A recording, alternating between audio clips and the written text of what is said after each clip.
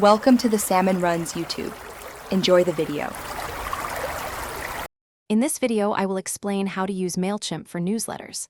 To start, create your free Mailchimp account, which allows up to 500 contacts and 1,000 emails per month. Next, set up your first audience by importing your contacts. Remember to verify your domain to ensure your emails reach your subscribers' inboxes effectively. This foundational step is crucial for building your email marketing presence and connecting with your audience right away. Now, let's craft your newsletter. Mailchimp offers a wide array of pre-designed templates, making it easy to start. Use the intuitive drag-and-drop editor to add your compelling text, vibrant images, and clear call-to-action buttons. Personalize your content using merge tags, like adding a subscriber's first name, which can increase engagement by over 20%.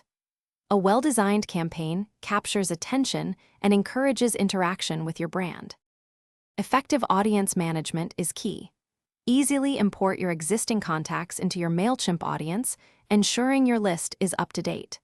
Segment your audience based on various criteria, such as purchase history or engagement, allowing for more relevant communication.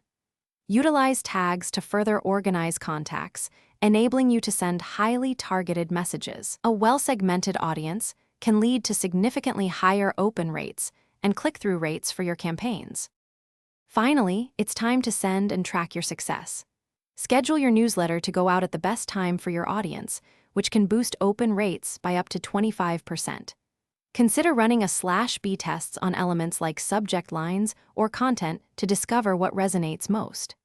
After sending, dive into your campaign reports to analyze key metrics such as open rates, click-through rates, and unsubscribes, using these insights to refine your future email marketing strategy.